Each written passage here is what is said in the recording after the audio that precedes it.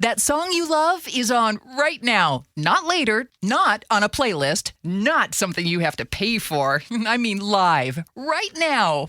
That's called radio. In Seattle, that's called Warm 106.9. Good morning. Good morning, everybody.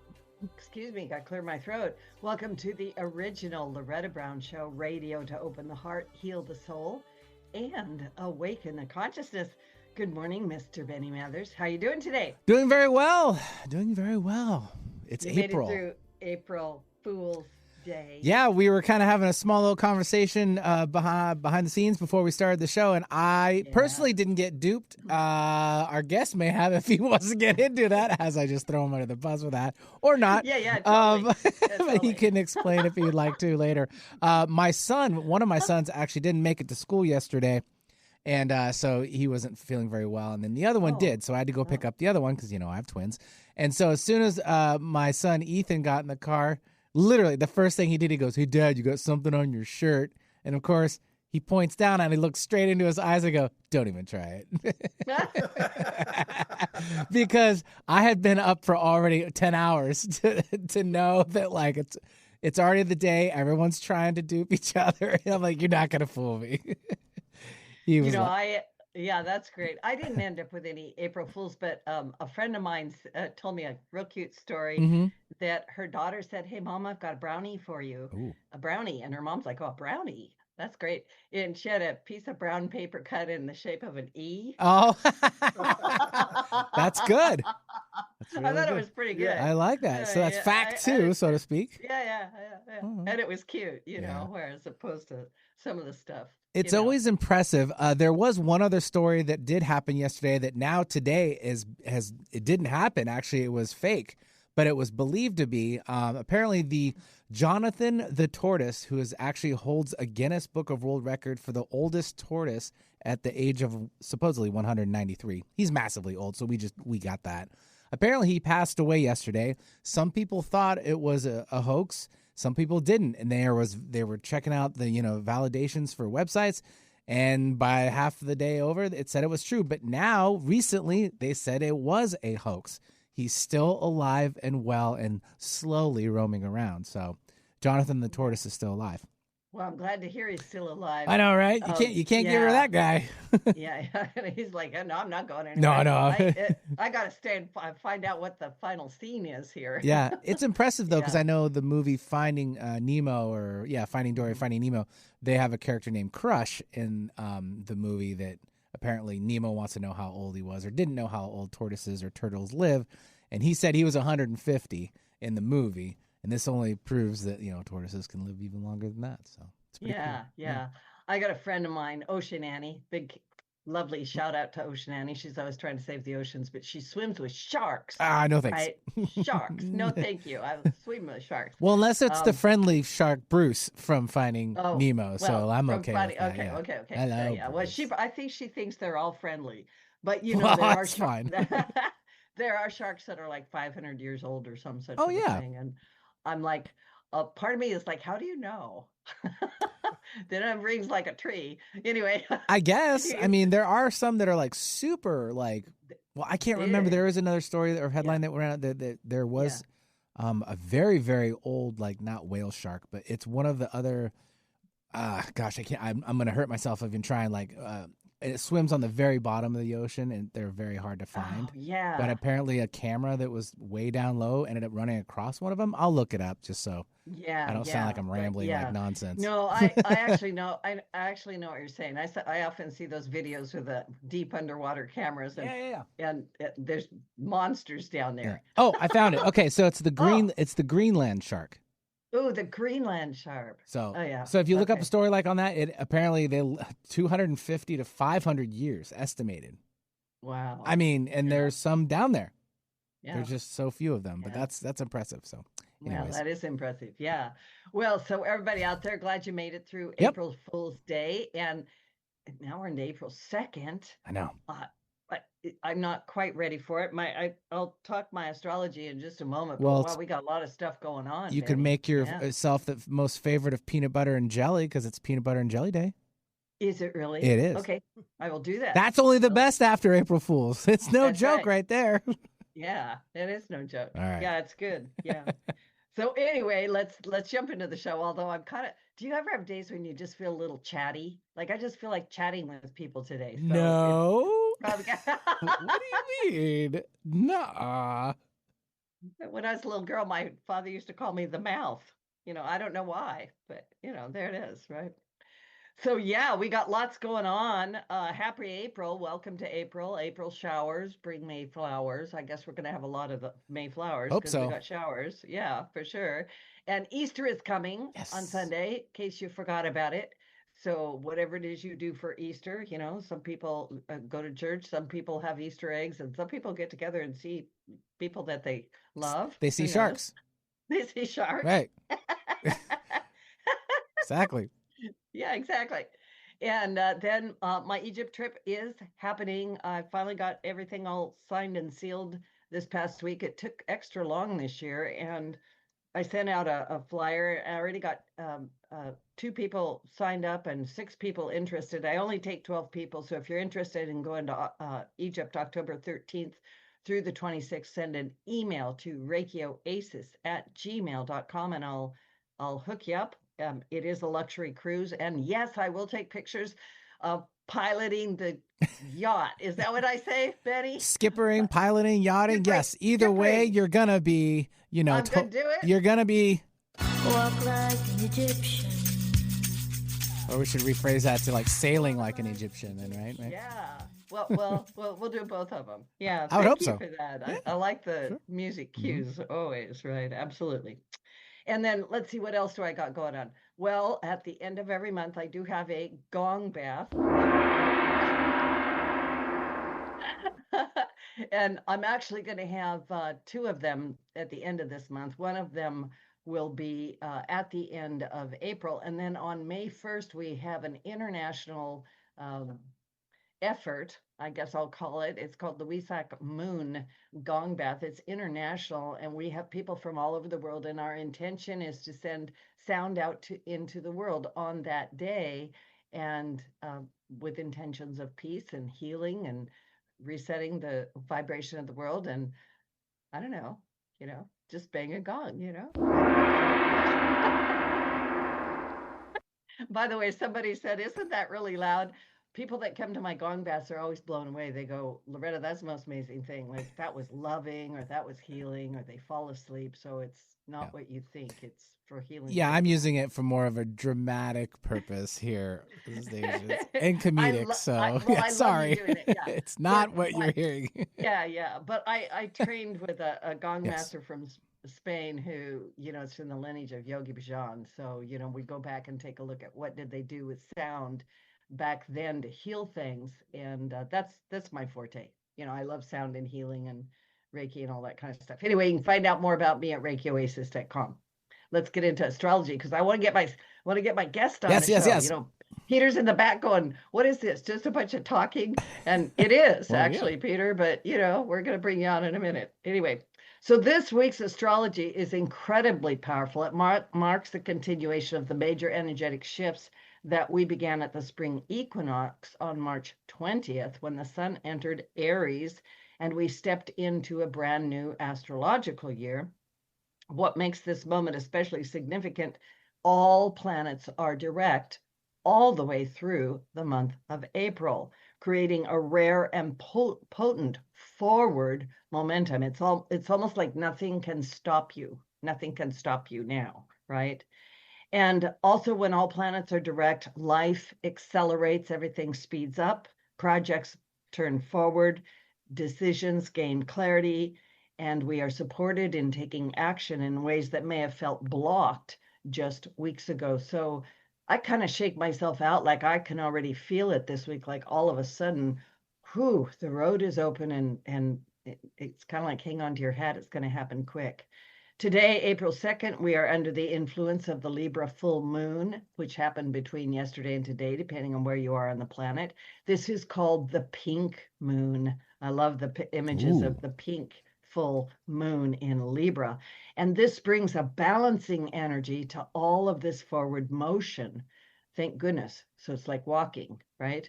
Libra governs relationships, harmony, and perspective. And under the full moon, Jupiter in Cancer is activated, Big Daddy Jupiter in sweet little Cancer, which expands whatever is being illuminated. This means relationship dynamics, financial considerations, and emotional patterns may come into sharper focus. We may see things more clearly, personally, and globally, particularly around alliances, diplomacy, and how we relate to one another in a rapidly changing, somewhat volatile world, shall I say. So the full moon in Libra is asking us to find balance with ourself and the other, because we also have a whole lot of Aries energy, like we're in Aries. Aries is all about me first, me first. And Libra says we do it. And so right now, humanity is navigating that exact tension. Me, individuality and cooperation, independence and connection versus we need to figure out how to work together. So we're moving into an increasingly strong Aries influence. We've got an Aries stellium building with the Sun, Saturn, and Neptune currently in Aries. Mars moves into Aries on the 9th, and Mars is the warrior. Mars is the ruling sign of Aries. And when Mars comes home, so to speak, it's very strong. So it can correlate with increased global tension, protests, conflicts, as well as personal breakthroughs. So kind of be aware of that. And then Mercury moves into Aries on April 14th, which happens to be my birthday. And we include the moon in Chiron. So what am I telling you? Between April 14th and April 18th, we actually have 7 planets in Aries, fire.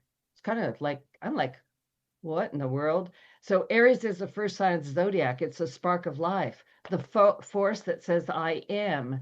And this kind of concentrated Aries fiery energy pushes individuals and the collective toward bold movement, independence, and it can bring confrontation. At the same time, Mars will be interacting with Saturn and Neptune, blending discipline, structure, and spiritual vision. And remember that Saturn and Neptune don't like each other. Saturn is karmic structure, and Neptune sort of dreamy and floaty, god of the sea, Neptune. This creates a very interesting dynamic. We're not just acting impulsively, we're being asked to align our actions with something deeper and something more meaningful. And then later in the month, on April 17th, we have a powerful new moon in, guess what? Aries. Of course, Aries. And this is one of the most potent manifestation points of the year. It is a time to plant seeds, initiate directions, and take bold steps forward. Finally, April 19 through 20, the sun moves out of Aries into Taurus, which hopefully will stabilize us a little bit. But also, right after that, Uranus, the great rebel of the sky, the planet of sudden destruction, enters the air sign of Gemini on April 25th, which is going to bring truth-telling and possible distortions of the truth, which is kind of what we see on the planet a lot right now. The rebel planet Uranus is in Gemini for the long haul. It will be there until 2032 or 2033. And we're going to be in a period of major innovation in social media, journalism, television, technology, artificial intelligence, publishing, and the ways that information is shared across the globe. In other words, we're having a complete makeover in the way that we communicate. So this is a major shift. And when we step back and look at everything that's going on, first of all, just take a nice deep breath and exhale. My guess is going to help you kind of center and ground and figure some things out. But the message is clear. We are in new times. We're in uncharted territory. We're in times of acceleration, awakening, and activation. And personally, this is about stepping into authenticity and action. Globally, it reflects a world in transition, politically, economically, technologically, and spiritually as new systems begin to emerge. So, wow, what a powerful day for my guest to be on. I'm very excited. I've got a wonderful man named Peter Russell. He's a world-renowned consciousness teacher, meditation expert, the author of numerous books. I don't know how many, at least 11, might be more, he'll tell us, including From Science to God and his newest release, How to Meditate Without Even Trying. A teacher of meditation for more than 50 years, he believes the critical challenge of today is freeing human thinking from the limited beliefs and attitudes that lie behind many of our problems, personal, social, and global. He has inspired thousands through his talks, teachings, retreats, and popular online courses. You can find him at peterrussell.com. Welcome to the show, Peter. It's great to have you. Yes, lovely to be with you again. Look at this lovely little book that I have here, How to Meditate Without Even Trying. You know, Peter, all I got to do is hold the book. I'm glad I made you smile there. Yeah. So I got to ask you this, because we're in such a crazy world right now. Like, what is bringing you the deepest sense of peace in your life right now? I would say it's meditation.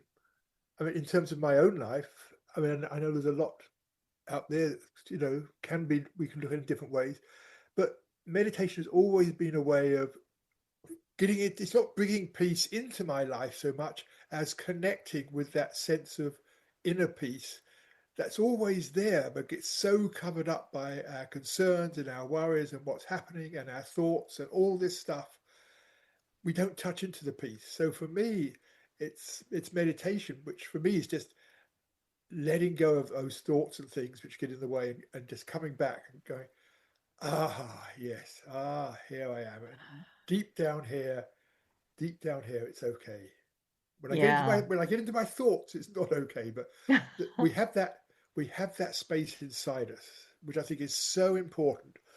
But most of us miss, because we're so busy engaged in the world, doing things, worrying about things, living our lives, being busy, all of that.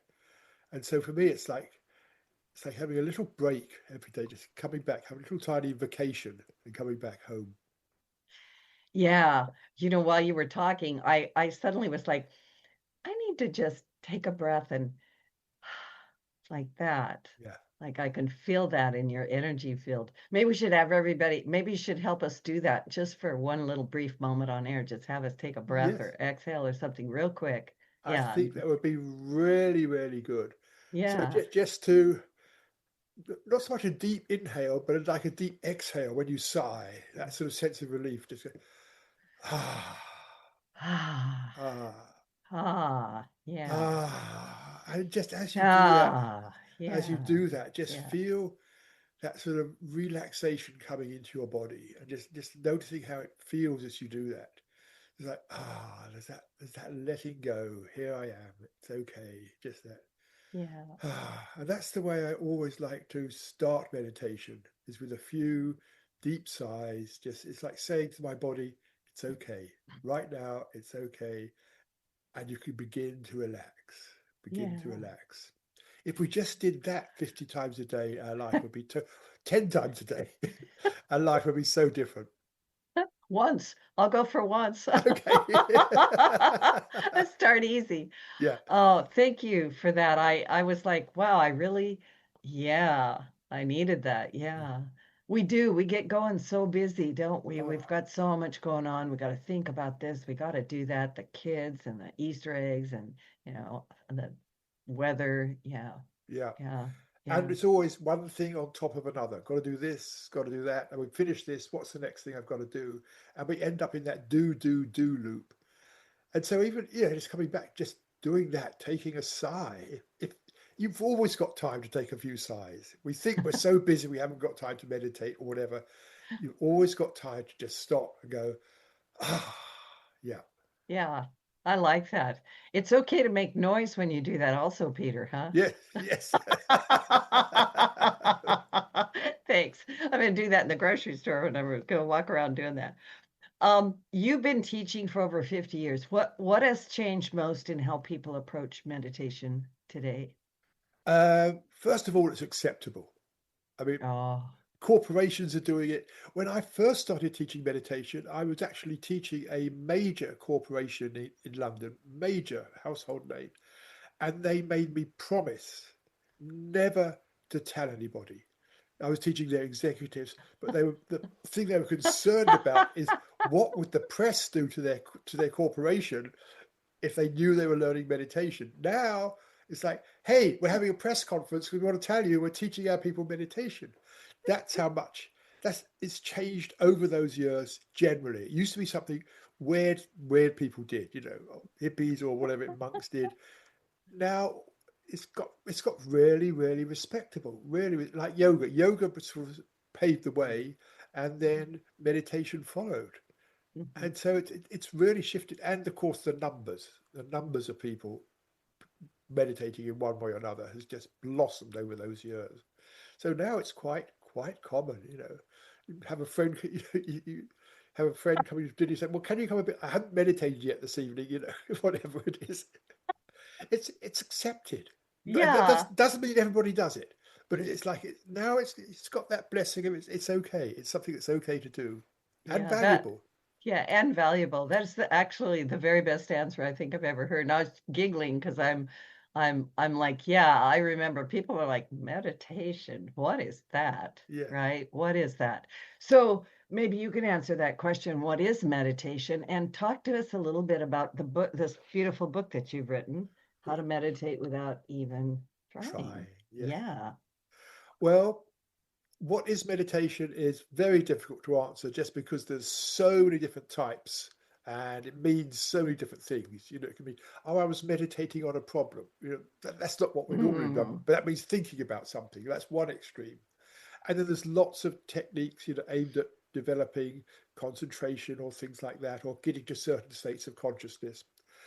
The meditation that I'm interested in, both for myself and meditation I teach, are techniques that allow the mind to quieten, allow the mind to settle down and come to a state of inner quietness, inner peace. Doesn't mean to say complete silence, but just settle down so that it's after meditation you just feel a lot quieter. And that to me is really the essence of meditation, just coming to that, quietening the mind down so that thoughts are less obstructive. And so that's what I've been working with all my life. And that's what I basically teach people. And that's what the book is about. It's about, well, first of all, the very basic practice of just being present, just coming back to the present moment, which is there in many, many different techniques. So I'm not actually teaching a particular technique. I'm giving people tips, refinements, hints that I have found useful over my life, both my own practice and from teaching people, that I have found really help people begin to relax the mind and settle down. So that's what the book is about, and it goes deeper into, things that are sort of more advanced techniques as well, advanced practices for people. It's not just for beginners. People who've been meditating years. It's like, here's something, you're meditating fine, but you know, here's something that may help you really enjoy the meditation more. Or here's Mm. something that will allow you actually Mhm. to drop in Mhm. even deeper. So those sorts of things as well. So, yeah, and I want to just say this. I feel like this is a gem.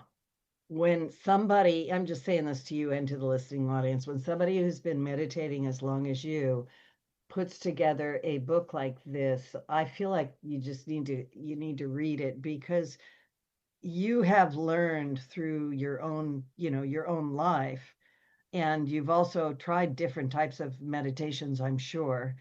And it's a very approachable little book. I actually really really love it. Um, in your content, you have things like allowing, right? There's a basic meditation here. You have letting go, the quest for inner peace. We could talk more about that, right? Managing emotions, that's a biggie for me, right? Not resisting resistance. I love the name of that one, right? The tension in thinking and so forth. And then you go into being, self-awareness, self-liberation, and so forth.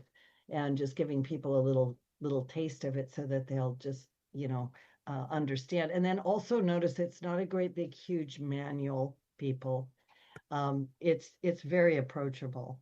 Um, so when did you start meditating? What way, got you into that? way Yeah. back when I was at college in England. I was at Cambridge, and I was studying theoretical physics and mathematics, and doing well. I loved it, but I realised theoretical physics was or mathematics was never going to tell me why I was conscious. I mean, mathematics takes place in the mind. Why do we have a mind in the first place? I mean, scientists would be much happier if we didn't have a mind, because they could explain everything that happens in the world, but they can't explain consciousness. And so I got more and more interested in what is consciousness. And I studied psychology for a while, thinking that would answer it. But they were just interested in strapping things on the brain and brain chemistry. And I realized consciousness is a totally subjective thing. And the way you study consciousness is by going inside yourself, observing consciousness. You don't observe consciousness in the world, you observe it in yourself. And the people who Mhm. do that are the monks, the spiritual adepts who actually sit down and meditate. And I saw meditation as a way of exploring the nature of consciousness. And so that got me interested. And I started with TM, Transcendental Meditation, and got very interested in that and went off to study with the Maharishi, who was the teacher in India, and came back and started a meditation center in Cambridge. And I realized two things then when I was in India. One, I'd rejected, being a scientist, I'd rejected religion as a load of outdated mumbo jumbo that wasn't relevant to the past. In India, I realized, hang on, there's an essence behind all the religions. There's an essence which is about letting go, it's about coming to more peaceful states. And I realized there is something there. And I realized that because we don't touch into that, we're so busy in the doing world, we're caught in our egos, and that's creating so many problems in the world. And I realized what the world needs is techniques of meditation to allow us to settle down and get out of our controlling ego minds. And so that changed my life. And Wow. I started the meditation center, teaching meditation. And that started me off writing books. I wrote my first book then, which was on TM, Transcendental Meditation. And then I did a book on the Upanishads and other books. And my whole life then, not my whole life, but a focus of my life has been exploring consciousness, what is consciousness, and seeing meditation as a way of doing that, of diving in and looking at our own consciousness. I love that. So the Maharishi. Yeah. Yeah, this is. I mean, there's many. It's just a title. It is, Yes. Maharishi means literally in Sanskrit. It means great seer. So Yeah. many teachers have that title. This was the Maharishi who brought TM to the West. That the Beatles got involved in, Yeah. and I it was was gonna around that time. say, yeah. Yeah, Yeah, yeah. because we somewhere in there you said what the world needs is, and I was waiting for the word love. All you need is love. Yeah, yeah, all we need is love. Yeah, Da, yeah, da, da, da, da. Yeah, yeah. we're from the same era. Anyway, And they did say, "Let it be, let it be, let let it it be." be, let it be. Yeah, yeah, yeah, yeah. In times of trouble, Mother Mary comes to me. Yeah, let it be. Yeah, I like it. I really I actually wrote down what you said. We observe consciousness. We observe consciousness in ourselves, not in the world out there. If the world was to really understand what you just said, how would that change our world? Well, first of all, it would change how we relate to other creatures. I mean, we all accept. I mean, that other human beings are conscious. Right. Again, I can't prove you're conscious, but I assume it because you behave like what I assume a conscious behave. But but when we look at animals, people say, "Oh, are dogs conscious?" And I would say, "Well, they seem to be. I mean, they seem to feel pain." And sometimes people, if they say dogs aren't conscious, I say, "Well, why would you give a dog an anesthetic when you operate if it isn't conscious?" It's like, of course, we intuitively know they're conscious, and birds and fish.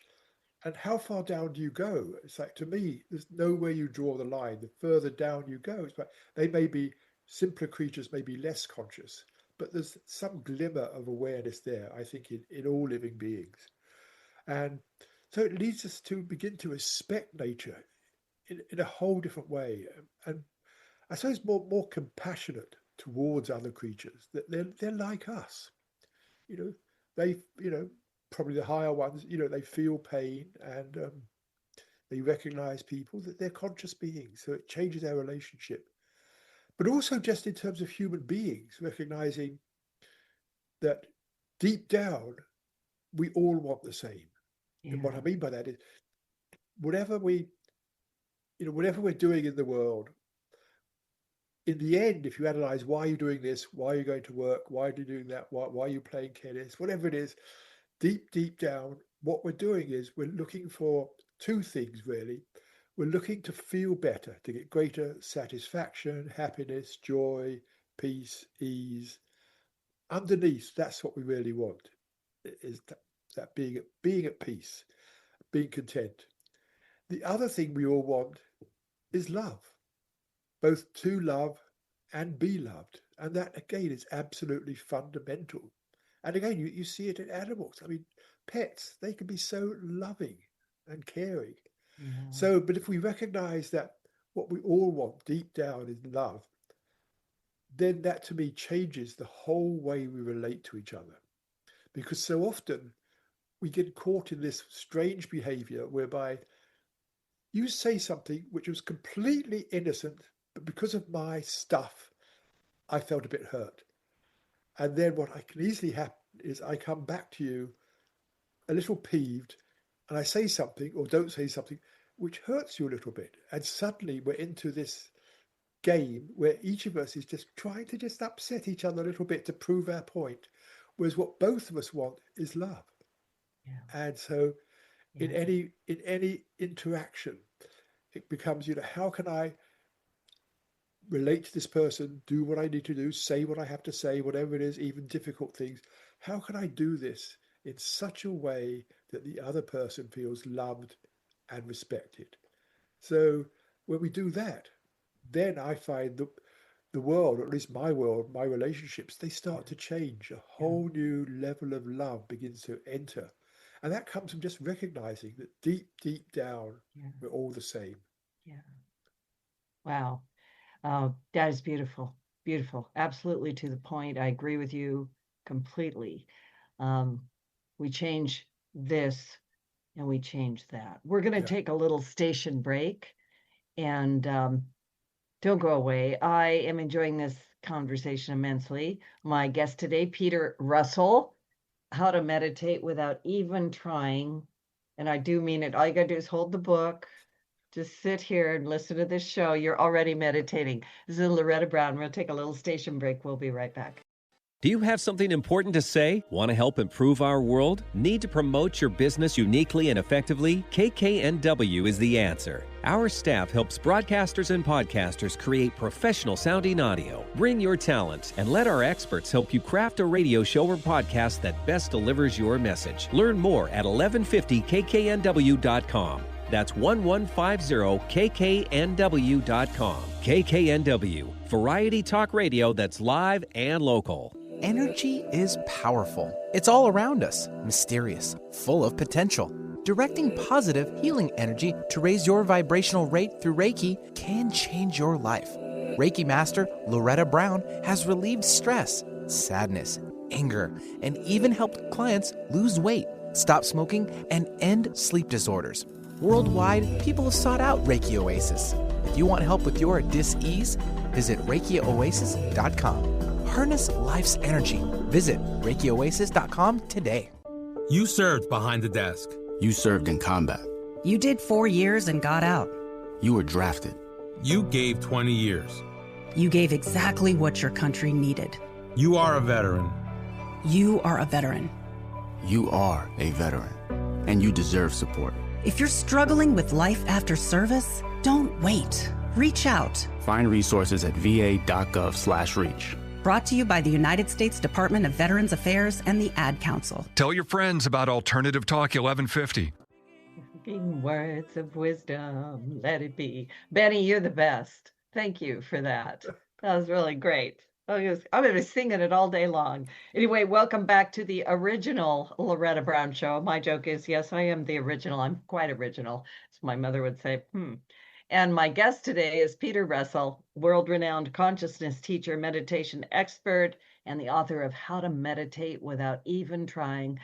Reminder that you can download these shows for free at the KKNW 1150 AM archives for the original Loretta Brown Show. And of course, we're everywhere. We're currently live on YouTube. We're on X, Megaphone, Podcast One, Spotify, iTunes, Pandora. I always leave something out, but yeah, just go check it out, the original Loretta Brown Show. Somebody said, you're all over the place, Loretta. I go, I am all over the place. That's how that works.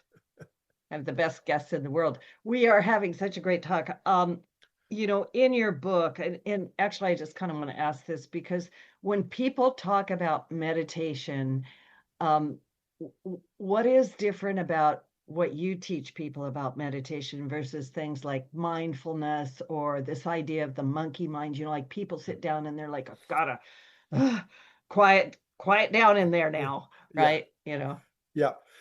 Several things. Firstly, I don't have any metaphysical, spiritual teaching baggage with it. It's purely about oneself and one's experience. It's not about chakras or anything else.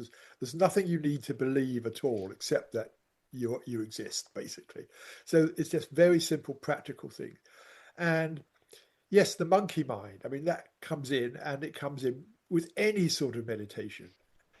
And it's not wrong. It's we now understand in terms of brain processes and the default node network how the monkey mind comes in. Anybody's going to have it. Most experienced meditators will tell you they have thoughts coming in. So, and the first mistake people make is they shouldn't be having thoughts in meditation. I say, whoever told you shouldn't have thoughts? It's an assumption we make. Like, okay, the mind is going to become quieter, therefore we say no thoughts. No. What you'll notice in a meditation is the thoughts become quieter and less dominant. They begin to fade away. So it isn't not about getting rid of thoughts or thinking you've gone wrong when you notice the monkey mind. The monkey mind just means the mind that goes from one thought to another thought, hopping along. What I suggest in my practice, which is, as I said earlier, basically it's coming back to your experience in the present. And you'll notice you've been there in the present moment, and we'll talk more about that maybe. And you notice a thought, you've gone off on a thought for 10 seconds or 2 minutes or whatever it is. You realize you've been thinking. Instead of blaming yourself or thinking you've gone wrong or you haven't been meditating, you just say that, thank you, whatever it is. But you decide you're no longer interested in that thought. You withdraw your attention from it. And so when you stop following that thought, you find the present is here, because the thought, nearly all thoughts about the past or the future. And so the thoughts take us away from our awareness of the present moment. And so when you stop following the thought, then you're stopping being interested in that which was taking you away from the present. And so the present is just there. You just notice again. You notice the bird singing, which you weren't noticing because you were thinking. The same thought may come back, but it's like, that doesn't matter. It's not what thought. And what you'll notice as you do this is gradually there'll be less thoughts over a period of meditation, and there'll be quieter thoughts. I often liken it to putting logs on a fire. If you've got a campfire, you put logs on it and it keeps burning. If you stop putting logs on, gradually it dies down. And it's the same with the mind. If you keep following a thought into another thought, which is what we do in daily life, the mind keeps going. But if you just stop that, by which I mean stop following a thought, not going there anymore, thank you, I'll follow you later, whatever, but I'm not interested in you right now, that begins to die down with the thoughts that come. So you're not feeding the fire of the mind, it's just gradually settling down. And so what you'll notice is, as you at the end of the meditation, you just notice, oh, my mind is a lot quieter now than it was before. So that's the basic process of meditation. But basically, this idea of the monkey mind, it puts people off. They say, I tried to meditate, but I couldn't stop the monkey mind. Therefore, I'm no good at it. I can't control my mind. That's I think, where the first place where people go wrong, because they're trying to stop the monkey mind. It will come in. It will come in. I guarantee it. Yeah, and a lot of people also share with me that, yeah, the monkey mind, like this idea it is permeates, right? That we have to have no thoughts. Yeah. And my joke is, but then I'm thinking about not having any new thoughts. And so then I'm thinking Yeah. about it, right? So you can't do that. So this quieting or this quieting down of the mind, Yeah. what do you say to people who are like, I'm too busy for that? Like I try to sit down, Loretta, and I'm jumping up and running around. Like I can't even, I can't even sit still for a minute. Yeah. Well, two things. I mean, one, I think we've always got time. We've always got time to stop for a minute, and sometimes that impatience is there. But if you've only got a minute and you sit still and you just want to jump up, is to notice the feelings there in the body, rather than just obeying the impulse to jump up. And it may be a little challenging the first few times you do this. It's not easy because I want to jump up. It's just like, okay, just for 1 minute, or 30 seconds maybe, tune into your body. Notice what is happening. Notice the feelings in your body, the impulses, but come back to the body, not to the mind that says, I can't sit here, I need to go. But notice what is actually happening in the body. There'll be some tension here, some urge there, some quivering, some often a sort of sense of wanting to move forward. Notice that. Just meditate on that, because that is something that is happening in the present moment. The urge to jump up is in the present moment. And so just let that be where your attention is, on that aspect of the present moment. It needn't be the birds singing or some, quietness in your head. What is happening in the moment, you want to jump up. Okay, so that's your present moment. Notice how it feels. That for me is so important. Notice how it feels in the body. And it's like, yes. And then what you'll probably notice when you do this and you allow the feeling in, whatever it is like this, it will begin to soften and dissolve. And you'll probably notice, not always, but you may well notice after 30 seconds or a minute of just noticing how it feels, this wanting to jump up, it won't be so strong. It's like, Yeah, yes to what you said. I love what you just said because uh, like I'm following that through as you're talking, and I'm like, yeah, because really that's what it is. When people are there and they're like, oh no, I got to jump up, I got 10 things to do. Could be talking about myself here, Peter, a little bit, right? Yeah. Yeah. Me at times too. But if I sit and I put being present, that's the key. Yeah. So it's like you say to yourself, okay, that is what's happening. Let me bring my attention to that. And you're absolutely right. The minute I bring my attention to that, all of a sudden it starts to quiet down. It's like, oh, okay. Yeah. She's attending to me. Okay. Right. Because in a way, the body, the wanting to jump up is demanding attention. Mm-hmm. And the one way we give it attention is, okay, I'll jump up. It's like the body wants to jump up and do, or I want to jump up and do things. And so the normal way is, okay, I can't sit still, I've got to do things. And then you're almost a victim of it. Yes. This other way is just saying, okay, I want to jump up. What's it feel like to want to jump up? And just be curious about it.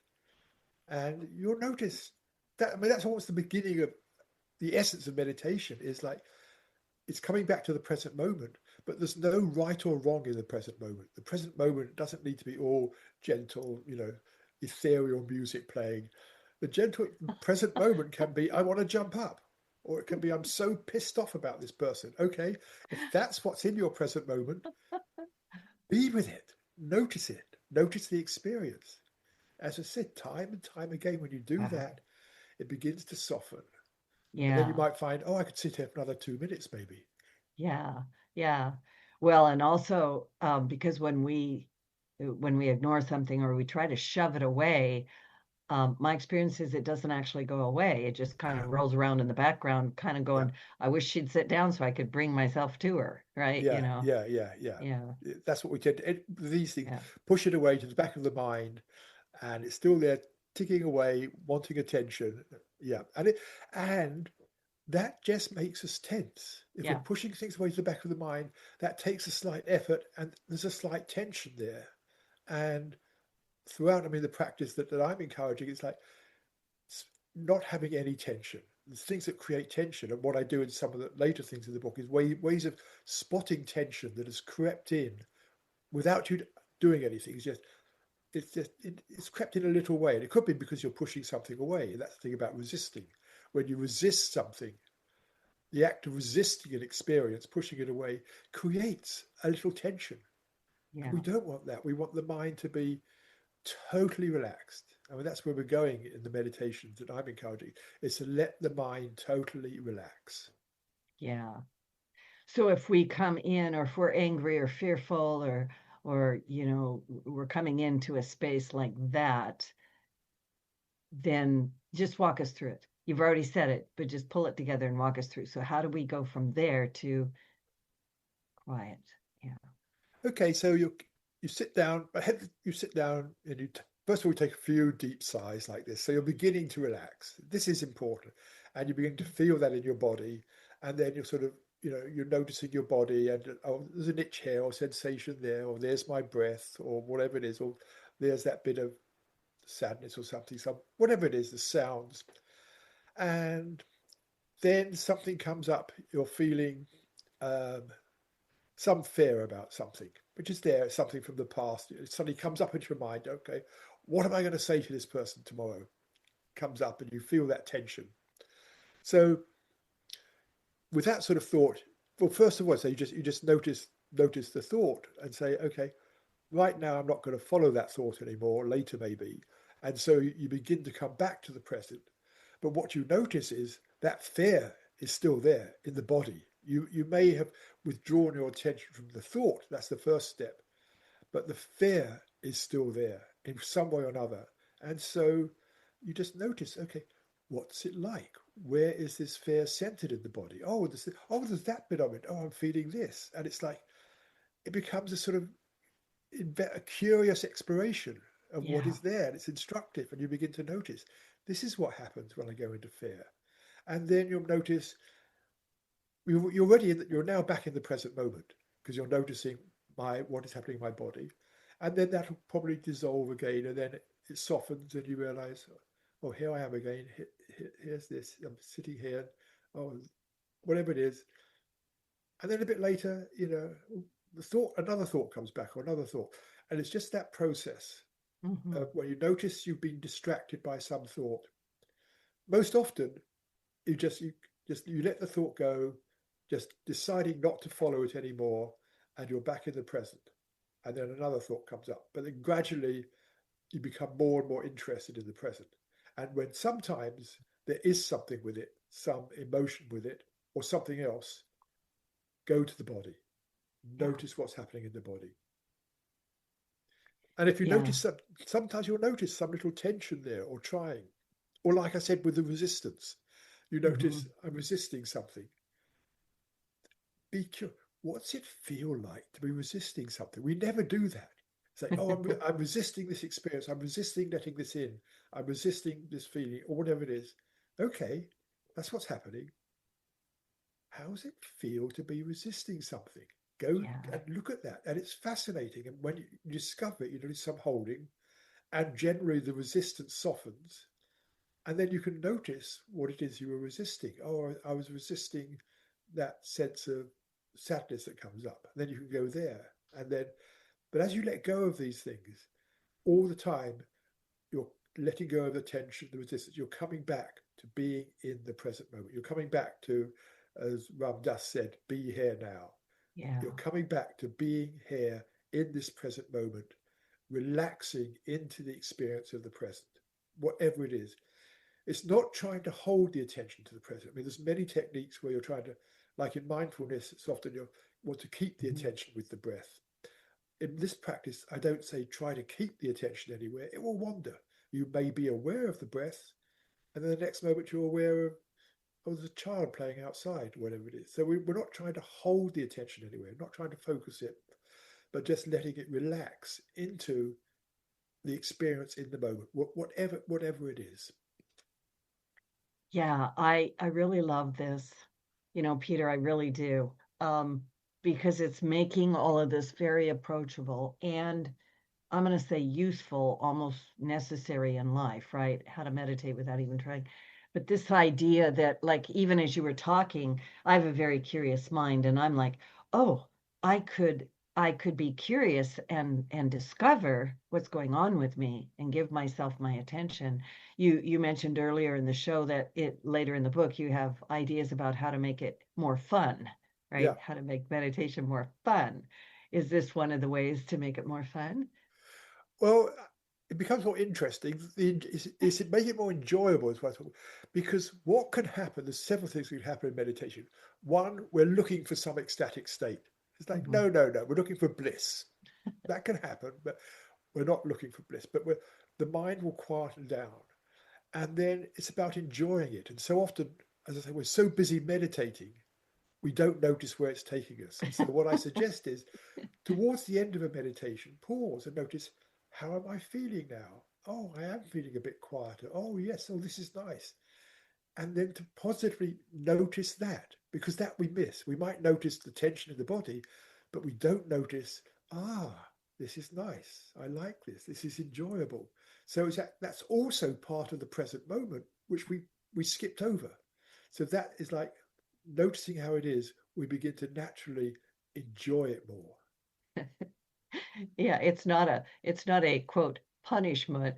No. Maybe a discipline. I was having this conversation with one of my clients the other day. She goes, "It feels like a punishment." I go, well, maybe she should read your book. I also suggest, is to smile inside. If it's feeling nice, just allow allow your being to smile. It doesn't have to smile on your face, but just like, this is nice. So you're just reinforcing it is enjoyable. Yeah. You have online courses and things like that. Tell us a little bit about what you offer. Yes, I have an online course with the same title called How to Meditate Without Even Trying, and you can find it on my website. And this book actually started out as a handbook for that course. And then as I did it, I thought, no, I've got far, far more to say than is in that course. And so the idea came, I want to pull together everything that I found helps meditation in one place. I've talked about it. It's in the course, bits of it here, bits of it there, made videos, but I wanted to put it all together. But the course is an audio course, which is the sort of the basics of what is in the book, the very basics. And that's online. It's just pay what you wish, free or whatever you want to pay. Yeah. And once again, your website is peterrussell.com. Good. Two L's on the Russell, not the French way of spelling Russell. Peter Russell with 2 L's. Otherwise, you end up somewhere weird. That actually happened to me. I Googled you and I was like, where am I? That actually happened. Yeah, that's funny. Yeah. Talk real briefly. We've got about a minute left. Mini and micro meditations. Okay. Micro meditations are you're stopped at a traffic light for 2 minutes or whatever it is, or you're on hold on a call. You've got nothing to do. Stop, breathe, come back to your body. Like have a very short meditation. Mini meditation. So that's a mini meditation. Micro meditations are like just for a few seconds between things. I finish this call with you. Now I'm going to get on that email. No, just stop, finish the call. Yes. Where am I? Where's my thoughts? Yes. Where's my feeling? Just for 5-10 seconds, just that coming back, taking a few sighs, that coming back here. That's what I call a micro meditation. I love that. I practice that all the time because I'm a busy girl and do lots of appointments. And I just highly recommend that people develop that ability to do that, right? To center ground. Well, we are at the end of our show, Peter. That felt like 3 minutes. And final last words to the audience. Be kind. I think what we talked about earlier. Be kind. Be kind to each other. Be kind. Yeah. So Peter Russell, How to Meditate Without Even Trying. Thank you so much for blessing us with your presence on my show this morning. I really enjoyed it. Betty Mathers, you're the best. And go out there and drink a lot of water. Be careful. There's a lot of Aries energy. And happy Easter.